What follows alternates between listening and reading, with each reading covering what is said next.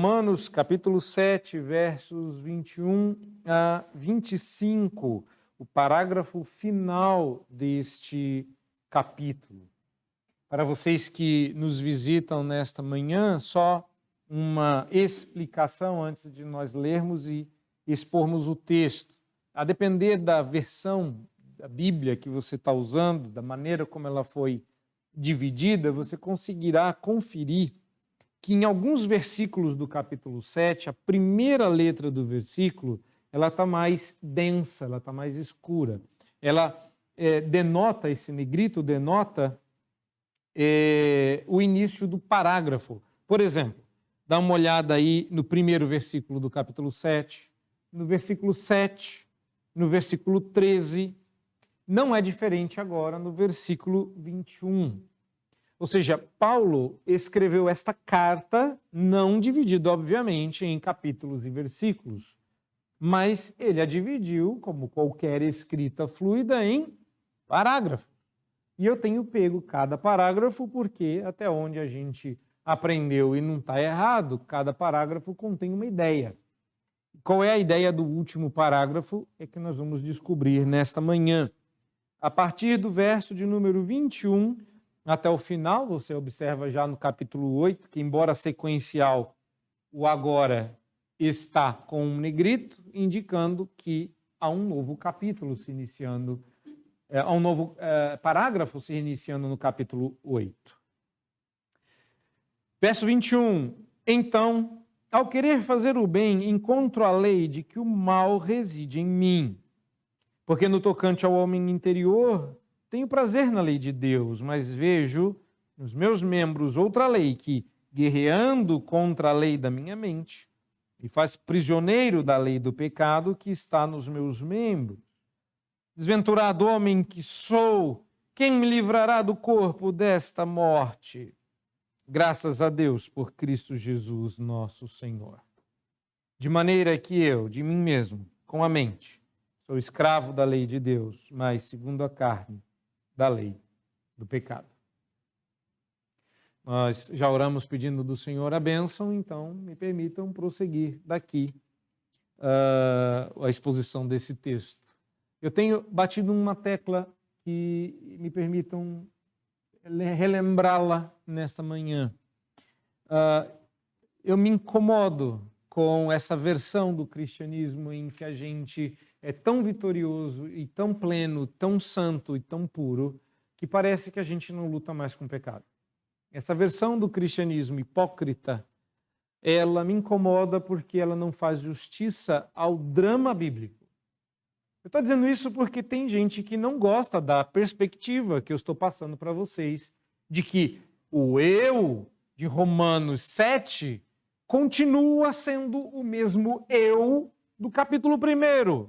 Quando Paulo, escrevendo a carta aos Romanos, diz, eu, Paulo. Como se em algum momento ele tenha tido um AVC e esquizofrenicamente mudou o eu, agora ele não é mais ele. E no meio do caminho ele personifica outra pessoa e por aí vai. Quando isso não é uma figura de linguagem, uma metáfora clara no texto, que a gente percebe que é o autor que está impondo, isso fica um pouco estranho. E Paulo parece não ter dado nenhuma indicativa de que, ou nenhum indicativo de que ele estaria aqui fingindo ser quem não é, que nos surpreende, porque de repente a gente dá de cara com um Paulo que não é aquela santidade toda que você aprendeu. Você descobre um apóstolo Paulo, o apóstolo Paulo, que luta com o pecado igual você. Aí você tem duas tentações. Uma é diminuir o apóstolo Paulo ou aumentar você. Eu estou bem então, né? Tô lutando igual Paulo. Ou então de dizer, esperava mais, hein, Paulo? Apóstolo, lutando com o pecado.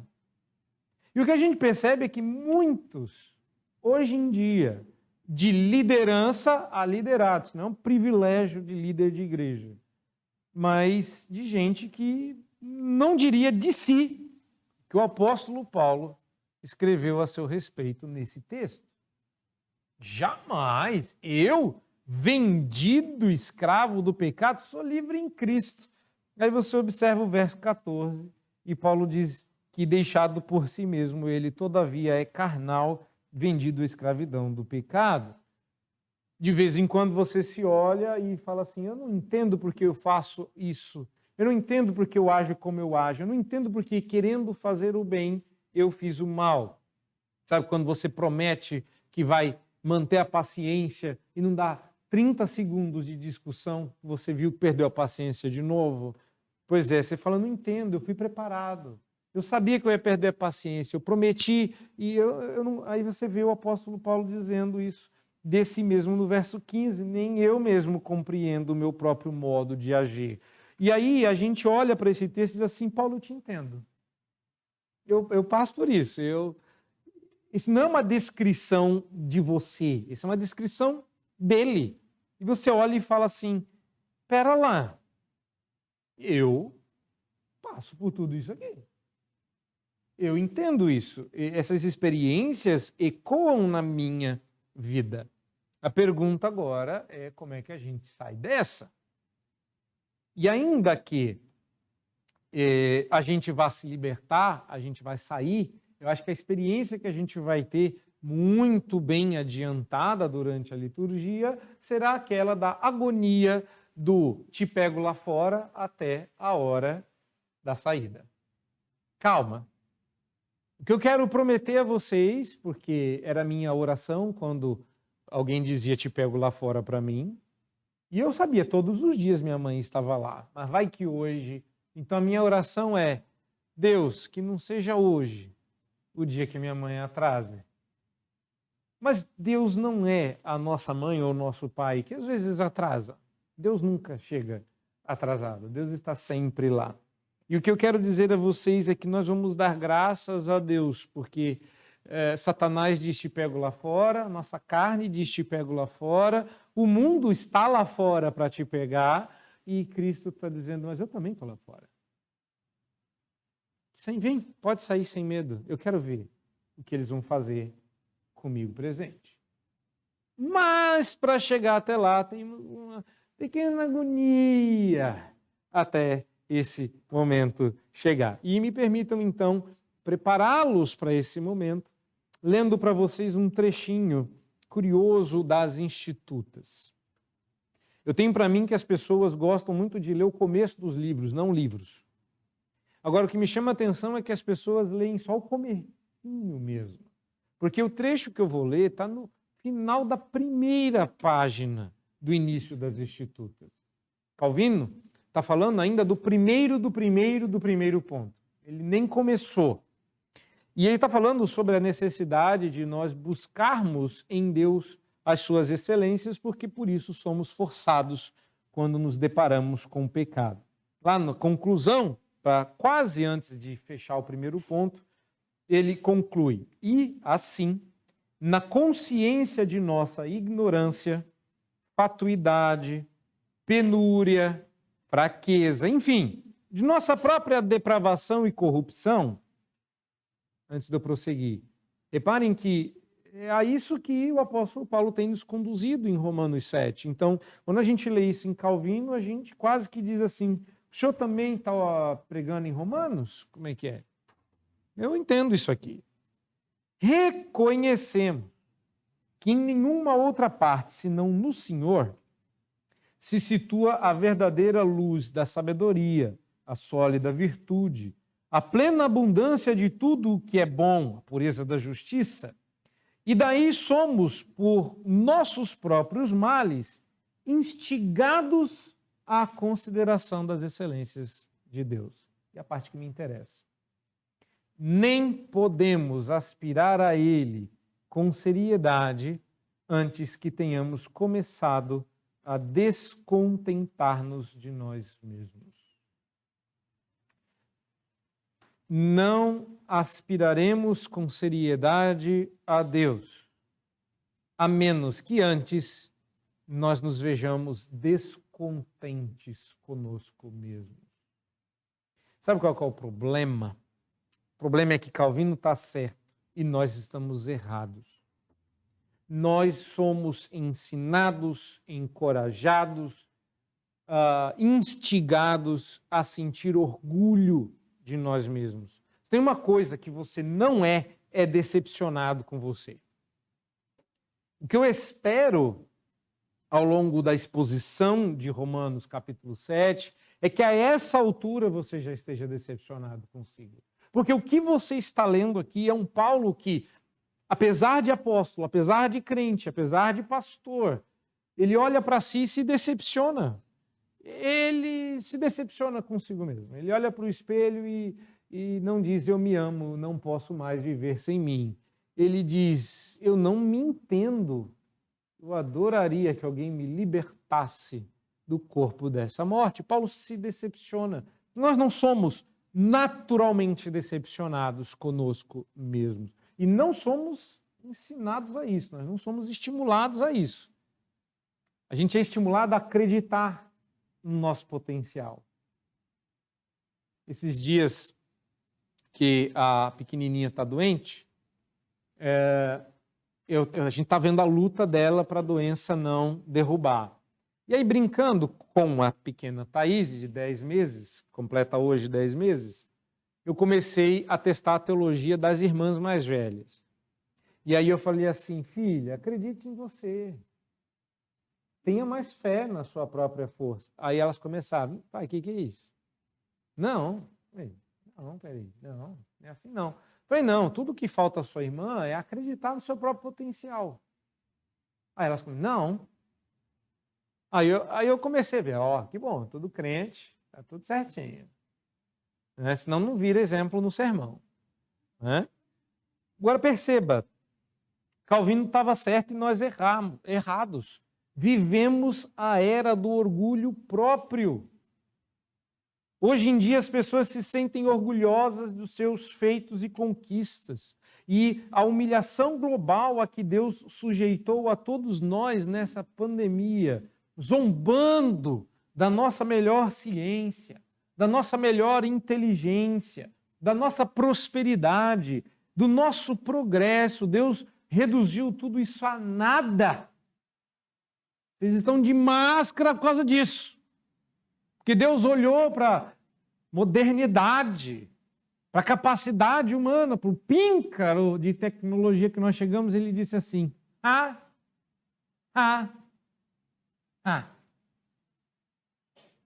E o pior é que depois disso, a saída da pandemia só reforçará o nosso orgulho. Nós sairíamos orgulhosos, vitoriosos, realizados por aquilo que nós conquistamos nesse período. Nós seremos os sobreviventes. Hashtag eu sobrevivi. Hashtag eu venci a Covid. Hashtag conseguimos fazer vacina em tempo recorde. Hashtag eu sou mais eu. Hashtag tenho orgulho de mim. Hashtag Calvino estava certo e você errado. Percebeu? Aquilo que nos humilha reforça nosso orgulho. Precisamos de uma lei que diga, olha, isso aqui está certo, isso aqui está errado. Vamos separar joio de trigo. Agora, veja bem, se humanamente, se dessa maneira mais macro isso é verdade, eu convido você a refletir sobre você, do como isso também se reflete pessoal e individualmente na sua vida.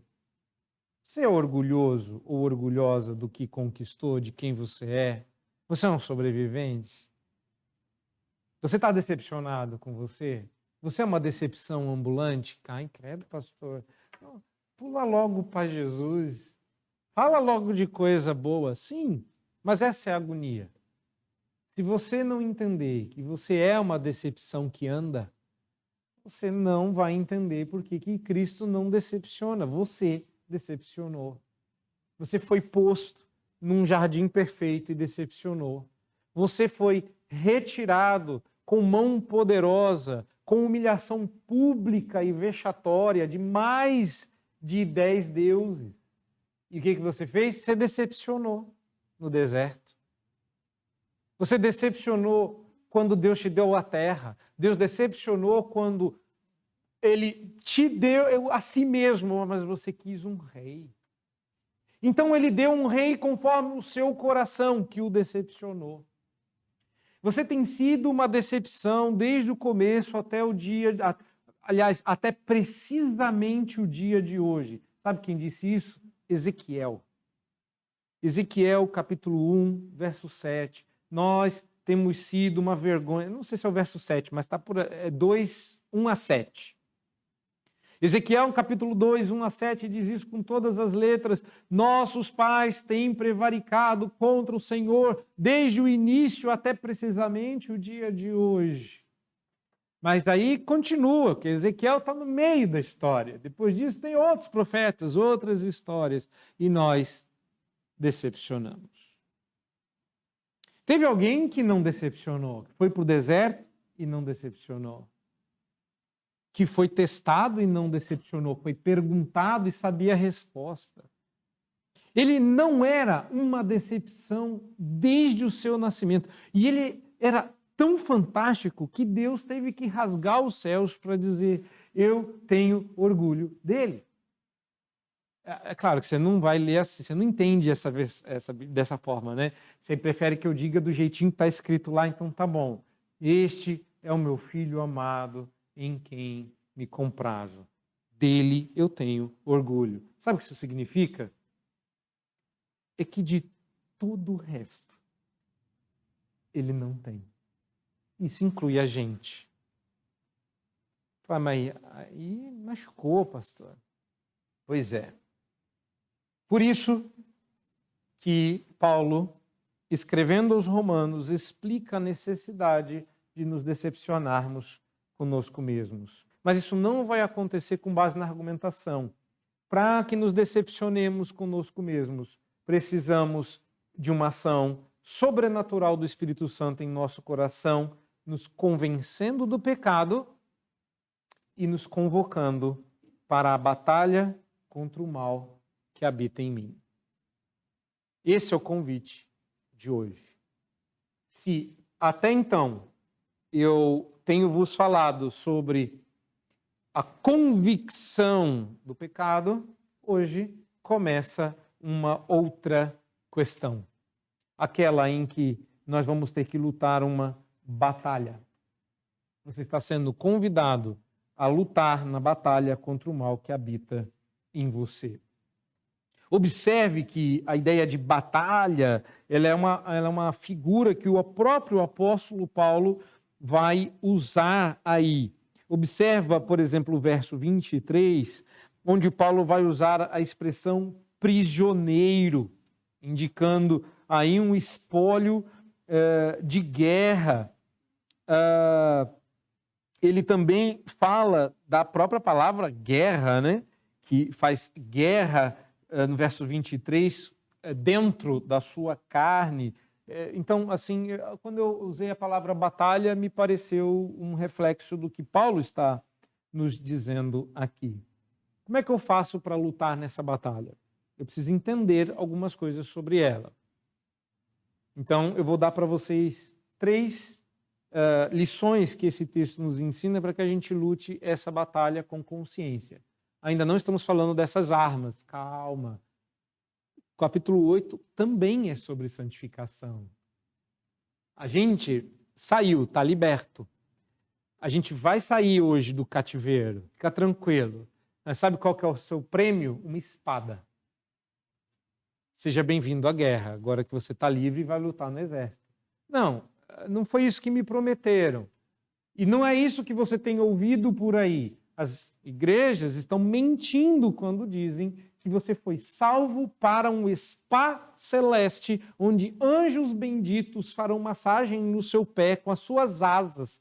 Porque acho que essa é a ideia que as pessoas têm de Isaías 6. Com uma asa servia suco, com outra asa fazia massagem nos pés e com outra voava.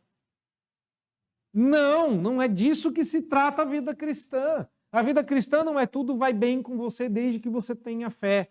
Você precisa de fé para sair lá fora, porque você tem que encontrar Cristo. Saiu lá fora, encontrou com Cristo, está aqui sua espada, está aqui seu escudo, põe esse capacete na cabeça, calça os pés, bem-vindo ao campo de guerra. Esse é o convite. Então, a primeira coisa que você precisa entender sobre a batalha contra o mal que habita em nós é que ela é profunda. Sério, profunda.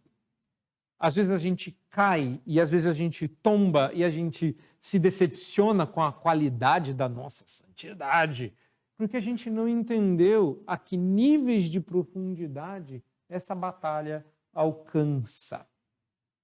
Olhe para o texto e mantenha ele aberto diante de você.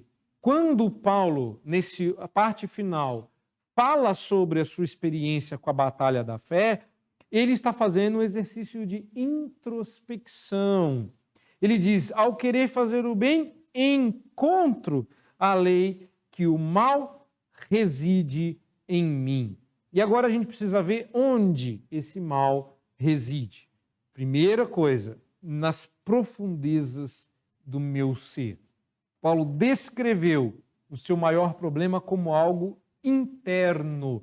E ele descobriu nas profundezas do seu ser, verso 22, inclusive, se refere ao homem interior, uma expressão que Pedro também vai usar. Olha só que curioso, lá na sua carta. O que é que Paulo encontrou nas profundezas do seu ser?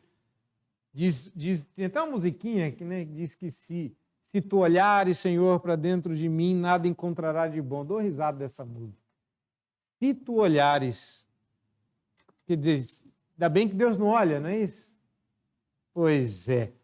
A palavra lei que Paulo encontrou nas profundezas do seu coração precisa ser explicada, porque senão você vai fazer uma interpretação errada desse texto.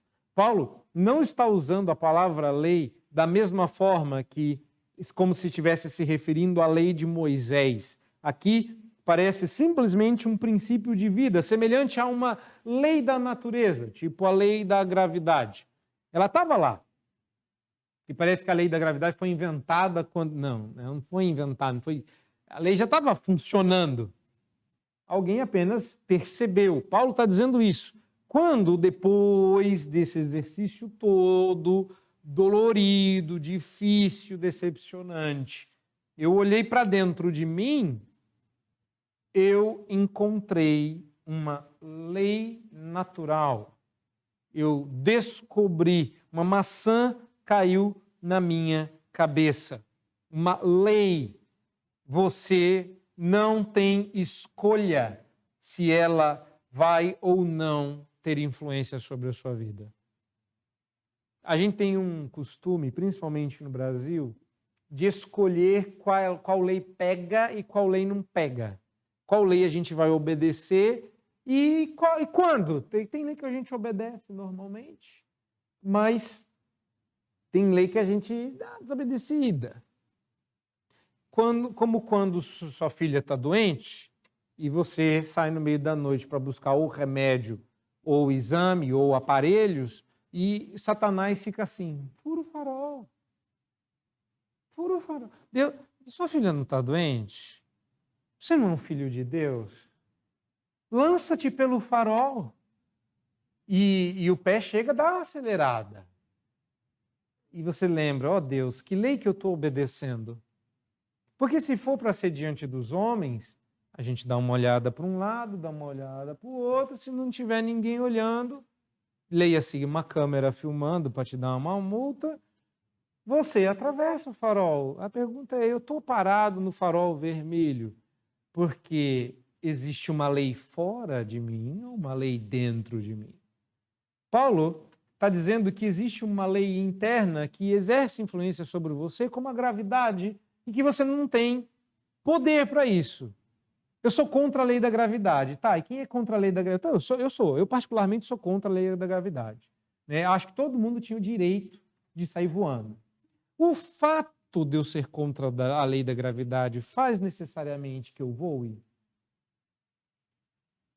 Pois lembre-se de que um poeta russo, escrevendo sobre isso, falava do seu personagem. Meu caro doutor, por que eu deveria ser a favor das regras da física? Só porque 2 e 2 são 4.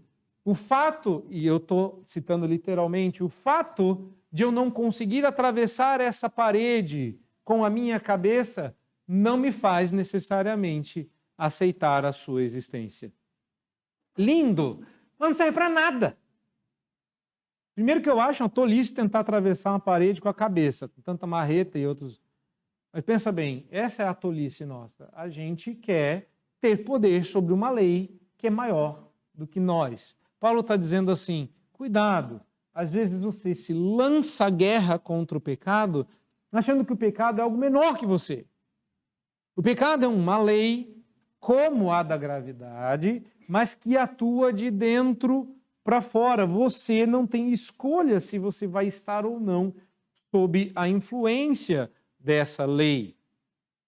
Calvino vai dizer que quando o crente se esforça para fazer o que é bom, depois de informado pela lei de Deus com a qual ele concorda, ele encontra em si uma lei tirânica, como um vício que resiste e se opõe à lei de Deus. E essa lei tirânica parece estar nas raízes do ser.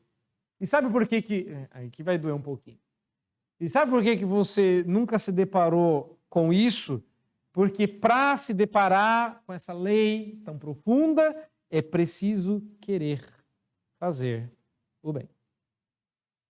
Ou seja, verso 21 diz que só descobre a profundidade do próprio pecado quem resolve lutar com ele para valer. Por isso a exortação do autor, que a gente não sabe se foi o apóstolo Paulo ou se alguém claramente ensinado por ele, mas daí o autor aos Hebreus dizer, você está se achando muita coisa, mas você ainda não resistiu ao sangue, ou seja, você ainda não sangrou para resistir na sua luta contra o pecado. Ou seja, só descobre a profundidade do próprio pecado aquele que resolve dizer para o pecado, não vou obedecer, não vou fazer. É como eu digo para pessoas que padecem de vícios e que me perguntam como é que fazem para se livrar do vício. Temos um caminho para isso, mas uma das coisas que eu digo é pare de encarar o vício da maneira como você tem encarado. O vício é um senhor. Senhor mesmo, de escravos. Você é um escravinho. E quando você diz assim para o seu vício, não, você descobre a profundidade dele, o quanto ele cobra, onde dói, como ele te deixa louco. Você já passou por isso. E também sabe a experiência de vencer e de perder. De como ele fica lá, coçando, lutando contra você, e você sabe que não devia ir, você sabe que não devia fazer, você sabe que não devia cair. E nessa luta, às vezes, a gente perde, às vezes a gente ganha. Ele já sabe disso. Portanto, é só quando nos engajamos na batalha é que nós percebemos quão ferrenha e profunda essa batalha realmente é. E me parece que a percepção da profundidade da batalha é quase como que perceber alguma coisa na teoria e na prática. Ou seja, a gente só percebe na prática que a teoria é outra. É fácil dizer algumas coisas na teoria, inclusive o que eu estou falando aqui agora. E é muito fácil concordar que eu estou certo. Difícil é dizer para o seu próprio pecado, a partir de hoje, não mais. Porque você vai enlouquecer. Ele vai te deixar louco. E a sensação que você vai ter é que ele realmente transita nas suas veias. A impressão que dá é que o seu corpo te leva para um lado e a sua cabeça, a sua mente te leva para outro. Uma divisão que nem existe, como eu vou mostrar na sequência. Porque você também vai precisar entender a natureza dessa batalha. Então vamos a ela. Se num primeiro momento eu percebo que para entrar, o convite do Espírito para essa batalha é perceber a profundidade dessa batalha, por outro lado, o Espírito Santo também nos convida a entender que a batalha é de outra natureza. Deixa eu explicar. Paulo percebeu que o pendor da sua carne era contra o Senhor. Verso 23. Ele diz, mas vejo nos meus membros outra lei que, guerreando contra a lei da minha mente, me faz prisioneiro do pecado que está nos meus membros. E no verso 24, ele clama, e a depender da sua interpretação, desesperado, eu vou mostrar que não, mas ele clama, quem me livrará do corpo dessa morte? E a nossa tendência, e muitas vezes tem sido a opção de alguns, é colocar no nosso corpo mesmo, na nossa carne, aqui onde a gente pode cortar, tocar, ver, como se a alma fosse santa e a nossa carne, nosso corpo fosse pecador, não é? O que Paulo está dizendo aqui é a experiência daquele que, na prática, percebe que tudo aquilo que ele aprendeu teologicamente a respeito de si mesmo era verdade. Eu tenho descoberto essa experiência com vocês. Porque não foi só um, então quando eu falar isso, não acha assim, ele está falando de mim. Eu estou falando de você, mas estou falando de você também, de você também, de você também. Você vai se lembrar disso. Mas a experiência que vocês me passam é, eu sabia que eu era pecador, eu só não sabia que eu era tanto. Essa sensação que vocês me dizem sobre vocês, quando eu sentei aqui pela primeira vez, eu sabia que eu era pecador. Depois de 2 semanas eu tinha certeza. E isso porque eu fui bonzinho, levei 2 semanas para te explicar. Porque daria para ter dito de cara, mas você não ia acreditar. Porque você acha que você é pecadorzinho. Mas aí a gente vai mostrando os níveis e você vai percebendo que, pera lá, eu imaginava que eu era ruim, mas desse tanto. Essas expressões mostram para a gente que a gente está entendendo na prática aquilo que teologicamente se diz a nosso respeito. Não há quem faça o bem. Nenhum sequer. Quando a gente faz o bem, faz por ação do Espírito Santo. Mas eu estou criticando outra coisa aqui. É que houvesse algum curso sobre antropologia bíblica, eu poderia ir em maior profundidade. Mas me cumpre dizer a vocês aqui que essa noção da luta que a gente tem contra a nossa carne está errada. Eu vou explicar. O que eu vou ler agora é de um filósofo chamado Filo, que, conforme F.F. Bruce diz, falava do corpo como, abre aspas, olha que curioso, né, esse filósofo grego, olha que curioso, aquela composição de barro, aquela estátua modelada, aquela tão cerrada casa da alma, que esta nunca põe de lado, mas carrega como a um cadáver do berço ao túmulo. Olha que bonito. Parece até... Aí alguns dizem assim, nossa, Filo chegou tão próximo do cristianismo assim. Essa é a impressão que a gente tem. Porque ele falou de que o homem é uma composição de barro, uma estátua modelada. Claramente, Filo está se referindo ao cristianismo. E que o corpo, portanto, é essa casa bem fechada da alma que nós carregamos como um defunto do berço ao túmulo.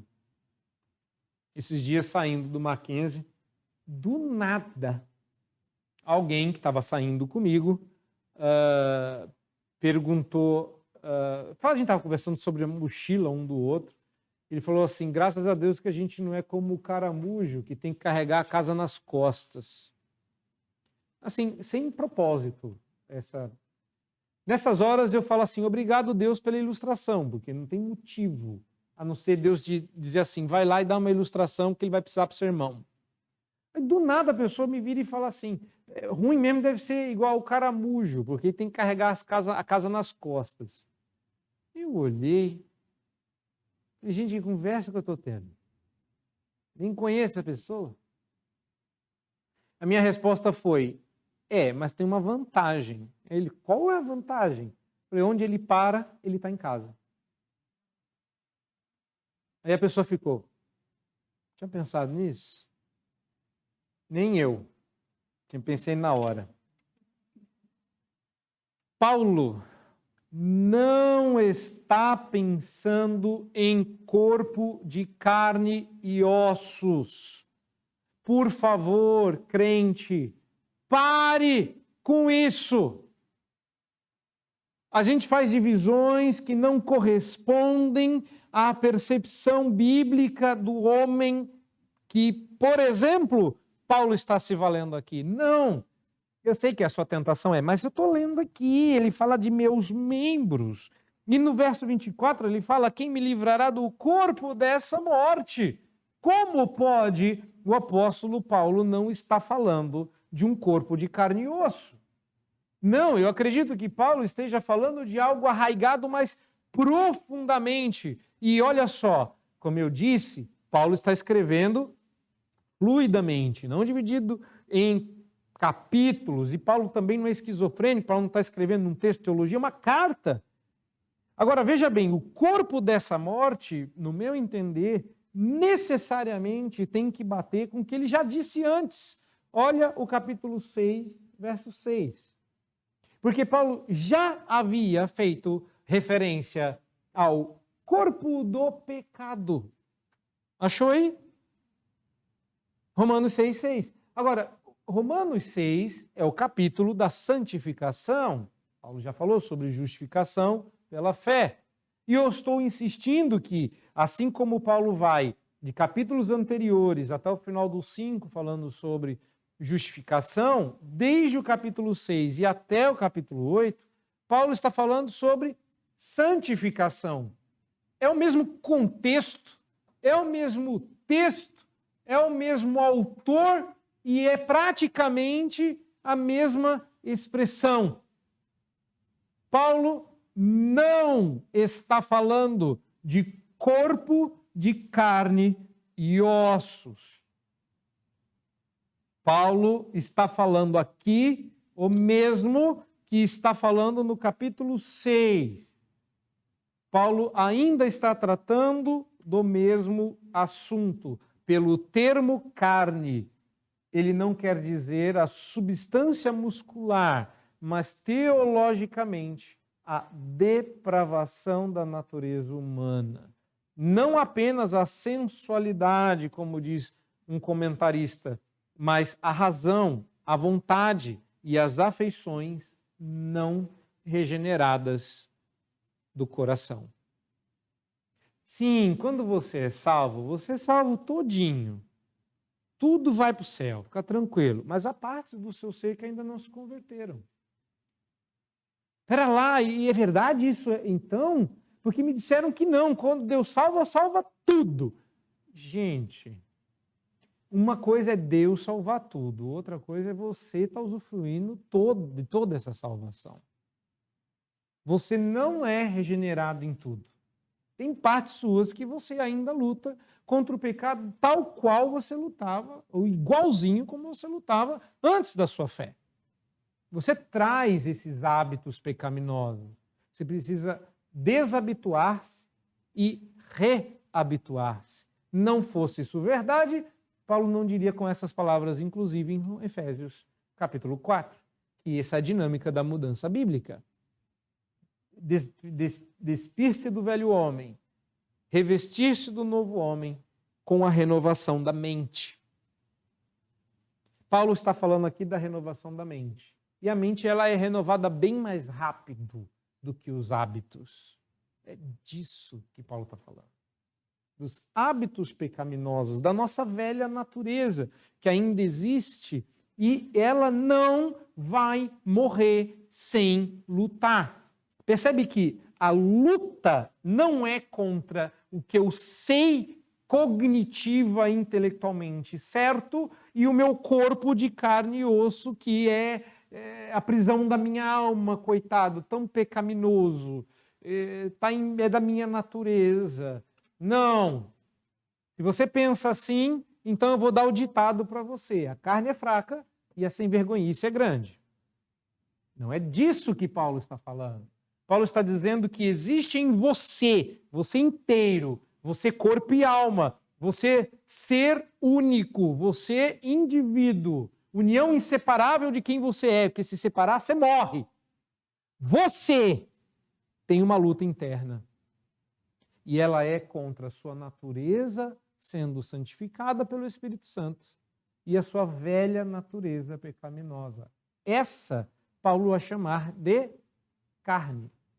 A outra, Paulo vai chamar de outros vários nomes, mas que não nos compete aqui, a gente vai ver ainda. Vemos aqui, então, a natureza do conflito existente nas mentes piedosas, que é uma luta entre o espírito e a carne. Não é o seu espírito, é o Espírito Santo. E a carne? O seu espírito está sendo transformado à imagem do Espírito Santo para que você se conforme à imagem de Cristo. Mas, por outro lado, a sua natureza pecaminosa, chamada de carne, é ainda uma feroz combatente.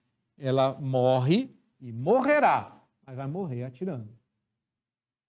Então, você não pode levar essa batalha levianamente. E essa é a batalha cristã. O homem, agora, o homem regenerado, o crente, é uma criatura dupla.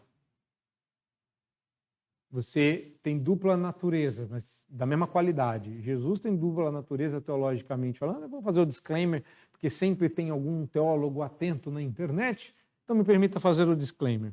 Jesus tem dupla natureza porque, de fato, são duas naturezas. Ele é 100% homem e 100% Deus.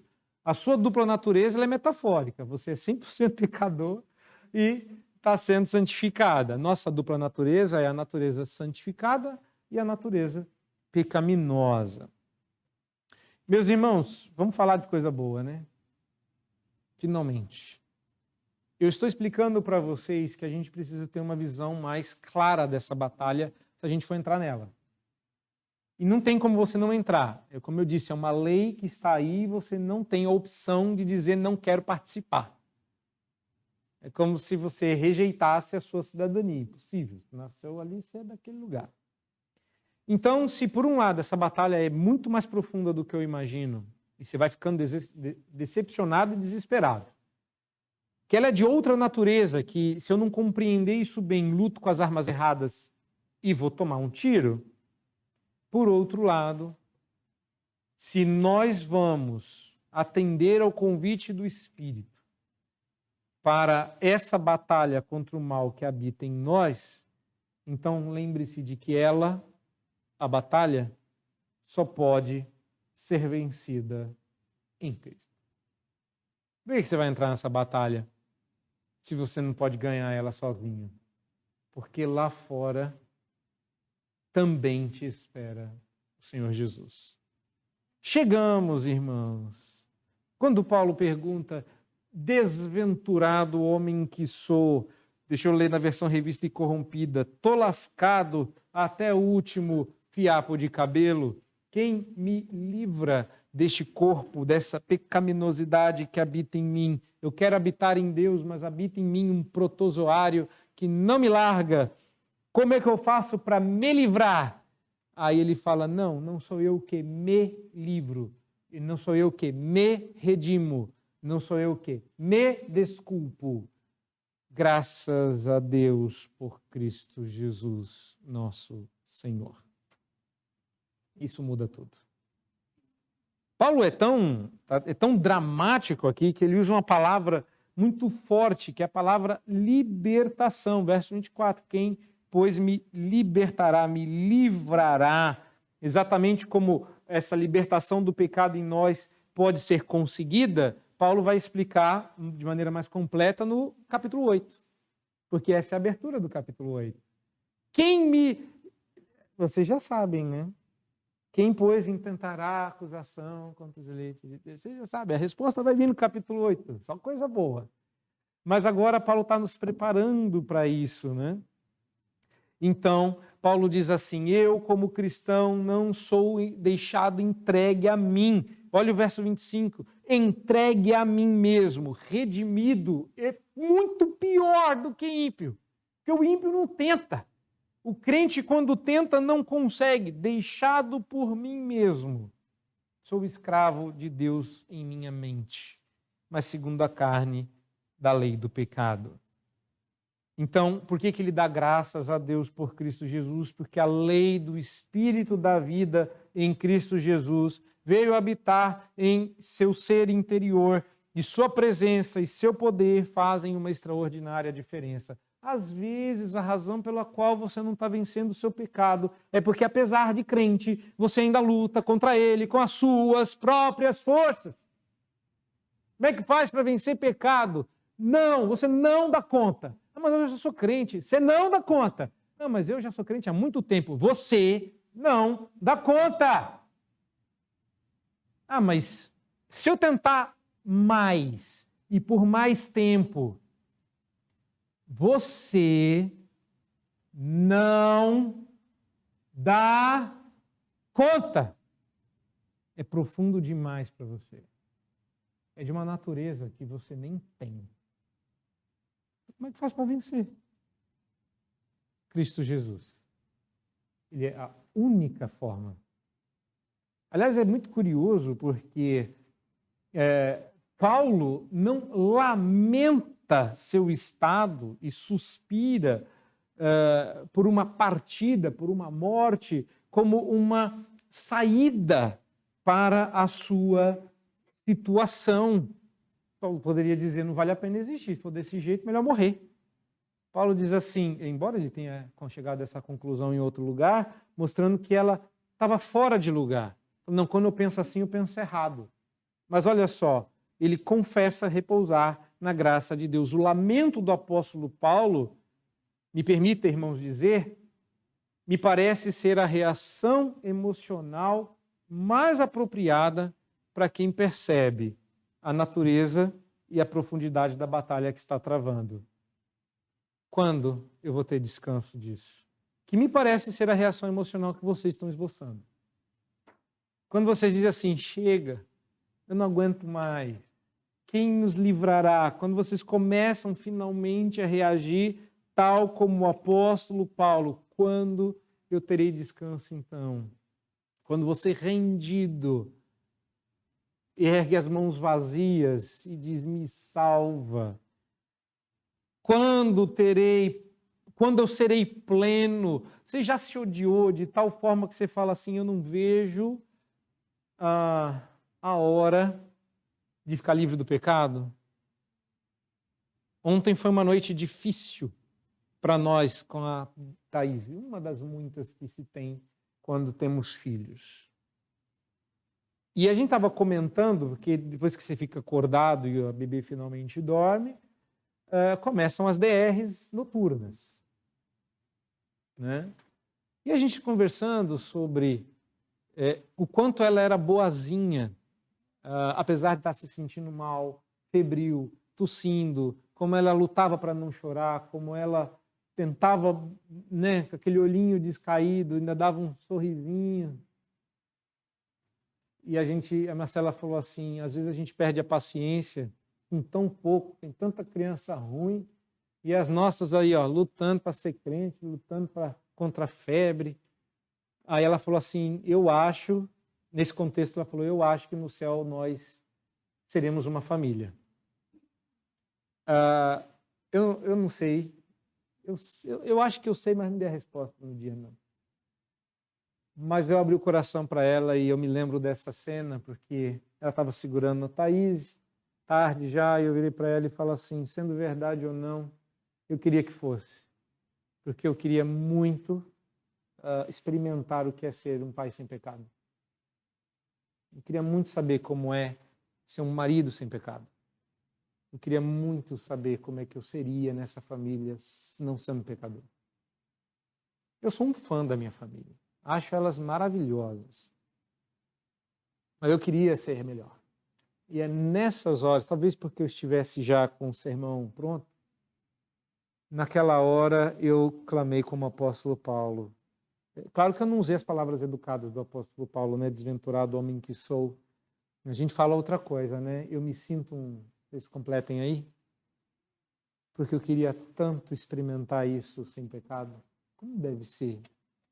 Como deve ser um relacionamento entre marido e mulher onde nenhum dos dois pecam? Sabe o que me dá raiva? Adão e Eva sabem. Hoje eles sabem. Porque apesar de redimidos e nos céus, um dia eles foram perfeitos. Eles sabem o que é olhar um para o outro e não se envergonhar, porque os dois são perfeitos. Eu e você não sabemos. Quando Paulo reage assim e se pergunta: quando eu serei pleno? Quando eu farei as boas coisas que desejo? Quando eu vou agir sem o pendor da carne a me inclinar para o mal? A resposta do apóstolo Paulo não é uma data. Você reparou nisso? Quando eu vou ficar livre disso? Mas Paulo faz a pergunta certa. Ele pergunta: quem me livrará? A gente pergunta quando. A resposta certa é quem. A resposta da questão do apóstolo Paulo não começa com o normal, o comum. Haverá um tempo em que... Não. Embora isso faça parte da nossa fé, a resposta do apóstolo Paulo é uma ação de graças por alguém, Jesus Cristo nosso Senhor. O leitor da carta do apóstolo Paulo, a essa altura, imagino que vocês também, que afinal de contas, né, expor sequencialmente, é para, quando eu falo assim, o leitor do apóstolo Paulo, você fala, eu. Ele já sabe quem é Jesus a essa altura. O que Paulo está fazendo aqui não é apresentar Jesus inédito. Paulo começa a carta dizendo que ele é um servo de Jesus. Então, não é uma novidade. Mas o que Paulo está fazendo é colocar o Senhor Jesus e a ação de graças por ele num lugar estratégico para quebrar nossa expectativa. Quem me livrará? Eu, meu esforço, a lei, um tempo? Não. Quando se trata de quando nós seremos, quando eu e você seremos capazes de obedecer à lei, quando se trata de avaliar se a gente vai engajar-se na batalha ou desistir dela de vez, que geralmente vocês já sabem, né? De novo eu estou falando de você, mas também estou falando de você. Eu já vi gente dizendo assim, pastor, isso é difícil demais. Ser crente é muito difícil. Você sabe o que eu digo? Desiste. Se entrega. Vai viver o pecado. É difícil. Eu sei, é horrível. Você fala assim, eu vou falar isso? Falo. Sabe por quê? Porque o Espírito Santo sempre reage dentro da pessoa e diz assim, não, eu não posso desistir. Eu falo, então pode reclamar. É que nem a pessoa diz assim, pastor, olha que eu me mato. Eu falo, então se mata. Pastor, você não pode falar isso. Se a pessoa é crente, pode. Porque quando você fala assim, está liberado para fazer o mal, o Espírito levanta a bandeirinha do impedimento. Vocês já sabem como é. Vocês sabem que não pode desistir. Vocês sabem que não podem abraçar o mal que habita em vocês.